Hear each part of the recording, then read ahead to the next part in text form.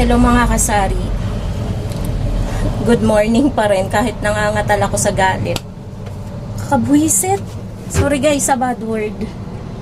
Nabwisit ako sa customer mga kasari. Ngayon lang, kakaalis lang. Nangangatal-ngatal pa nga ako sa galit.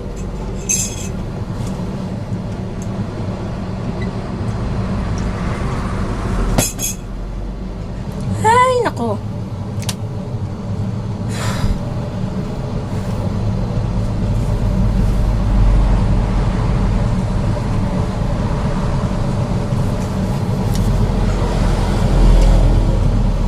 Makapagsalita.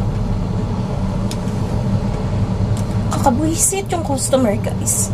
Nakakapangiyak. Buti walang customer. Nasaksihan patuloy nung isang customer na bibili ng ketchup yung galit. Naiiyak ako guys sa galit.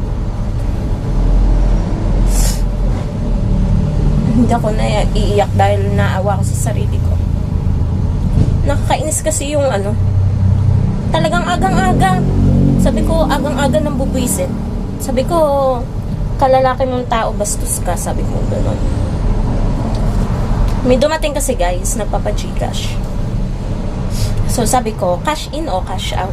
Sabi niya, cash in. Eh ako yung nagre-repack mga kasari ng bigas. Ayan. So lumingon akong ganyan, andun siya. Sabi ko, cash in, cash out. Sabi ko, ganun. Sabi niya, cash in. Di tumayo ako. Akala ko ready na yung number. Sabi niya, wait lang. I-text pa daw niya or something ganyan. Yung number. Tapos nagantay ako. Medyo ang tagal niya. Eh, naka-charge yung phone ko.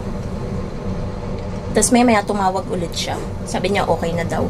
So, tumayo na ako. Eh, kinukuha ko pa yung cellphone ko kasi nga naka-charge. Binubuksan ko pa yung wifi. Sabi niya, ito po yung number. Paulit-ulit siya, hindi makapag-antay. Tapos, nung nagtatransact na kami, tinatype ko yung number. Tinitingnan ko sa phone niya. Hinagis yung yung una 2,000, hinagis niya pa ganyan, Hinagis niya doon, sa bilihan na yan. Ginanyan niya, tapos sumunod yung 50 pesos hinagis. Sabi ko, ba't ganyan? Ba't mo hinahagis? Sabi, ikaw kasi ganyan. Sabi ko, kanina kasi, tumayo na ako. Hindi ka pa pala ready. Tapos, nung binubuksan ko na yung cellphone ko, nagmamadali ka. Sabi kong ganyan. Tapos, sabi ko, hindi ganyan napag-abot ng pera. Ang bastos mo mag-abot ng pera, ba't mo hinahagis ang pera? Sabi kong ganyan. Nadatnan pa talaga yung paninermon ko, hindi talaga ako tumigil hanggat hindi ko siya nasisermonan.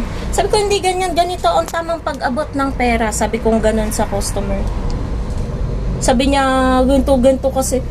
Kaano-ano naman ang pagsasabi ko sa kanya. Sabi ko, wait lang po, binubuksan ko pa. Kasi kanina, tumayo na ako, hindi pa pala ready si number. Dapat, bago siya magtanong ng Gcash, naka-ready na yung number niya, di ba? So, nung nagantay ako, nung siya naman ng wala pang 5 seconds, madali naman. Hindi mo malaman kung ang mga lalaki talaga ngayon, hindi lang bastos bastos din talaga sa babae. Ganyan. Sabi ko, magkano lang kikitain ko dyan? 40 pesos. Ayan, cash in po. Wait lang guys.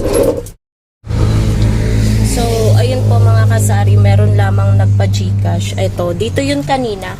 Andito ko mismo sa pwestong to. O ganyan. Hinagis nung lalaki yung bayad. Sabi ko, magkano lang kikitain ko dyan? Mahinahan na ngayon yung boses ko, pero hindi ganyan yung pagkakasabi. Sabi ko, magkano lang kikitain ko dyan? Tapos ihagis mo yung pera. Konting galang naman. Gumalang ka sa babae. Sabi ko, ganyan, bastos. Ginano ko talaga mga kasari. Wait lang guys, nagpapatugtog yung pamangkin ko. So, ito pa naman mga kasari yung pinaka-ayoko kasi sobrang aga. Maaga pa talaga, umaga ngayon. And kasi simula lang ng araw natin tapos magaganon tayo ng customer. Kaya din ako nahabag. Yun guys.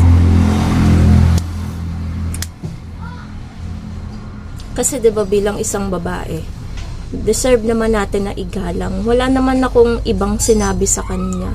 Siguro na misinterpret niya lang yung pagkakasabi ko, nasabi ko, wait lang, binubuksan ko pa. Yun yung pagkakasabi ko sa kanya. Kaya kahit pa man sabihin yun natin nang hindi natin sinasadya, hindi dapat tayo ganun sa tindera.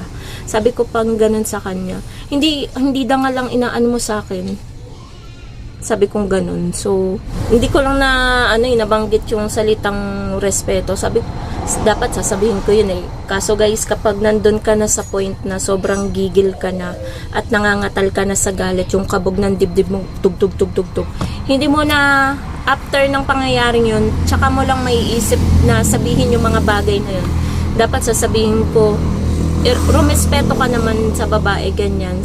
Ang sabi ko yata, gumalang ka naman sa babae. Sabi kong ganun sa kanya. Buti, nung pumuesto dito yung nabili dito, guys, na babae, pasilip-silip na siya dito habang nakikipagtalo ko. Tumigil na sa pagsasalita yung lalaki. So, tumigil na rin ako kasi nakikipagtalo din siya. So, sana hindi na siya bumalik. Hindi ako nanghihinayang sa ikakash in niya. Huwag ko lang makita yung pagmumukha niya kasi sinira niya yung linggo ko, sinira niya yung araw ko. Nabubuisit talaga ako, mga kasari. So, hagis ba naman? Mamaya ipapareview ko kay partner yung CCTV. Ipapareview ko sa kanya. So, maano ko doon yung talagang mga sinabi ko. So, ayun guys, balikan ko na lang kayo sa update pa ngayong araw ng Sunday. A few moments later. Okay, so update lang ulit ngayong araw ng Sunday. So, nakapamili kami ng very, very light or konti lang naman kay Dali. Kasi may mga ubos na guys na kailangan bilhin na hinahanap ng customer. So, naka 1,136 kami. Ngayon mga kasari, ipapakita ko sa inyo yung quick na CCTV footage nung nangyari kanina. Cash in, cash out. Cash in, cash out. Dito guys, biglang naputol dahil humina yung ating internet connection. Kaya yung mga susunod na video is wala po talagang sounds. So, i-explain ko na lang sa inyo yung bawat detalye ng nangyayari. So, dito, ayan, sinabi niya na wala pa daw yung number at may kokontakin pa daw siya. So, bumili po muna siya ng isang Cobra yata. Kung hindi ako nagkakamali, parang Cobra yata yung inabot ko dito. And sinabi niya kung magkano daw, sabi ko 22. So may sukli pa siya na 3 pesos. Okay pa ako dyan guys, no mga panahon na yan. Hindi pa ako bad trip sa kanya. At ayan, bumalik ulit ako dyan guys. Kaya nawala ako sa video. Kasi nakatutok lang naman sa dalawang bintana yung ating CCTV. Bumalik ako sa pagre-repack ng bigas. And then may bumili na dalawang bata dito. Bali yung isa lang, kasama niya lang yung kapatid niya. Bumili lang siya ng 2 perasong gami. So ito pala guys yung voice over ko ngayon ng morning, kinabukasan na. So ayan, after nito, tsaka pag-alis ko, tsaka magsasabi yung yung customer na okay na. 2 beses siya, ayan. 1 beses, tapos tumayo ulit siya. 1 beses ulit. Sabi ko, wait lang. So, ayun nga po, sabi ko mga kasari, sabi ko, wait lang, huhugutin ko lang yung cellphone ko, tsaka bubuksan ko pa yung wifi. Actually, dito sa kabila, may mga bumibili. Pero yung isa dyan is hindi na nakapag-antay, yung naka-color white, yung nandito sa gilid, kasi nga, medyo nanggigil na ako sa kanya.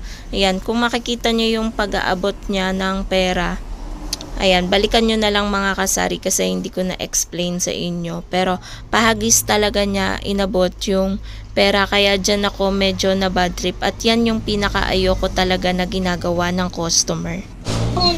Eto guys, panoorin nyo, may audio na to.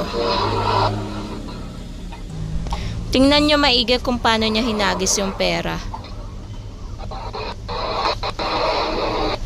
Ito naman ang ayos. Pahagis ka naman eh. Pahagis kang kalalaki mong tao eh.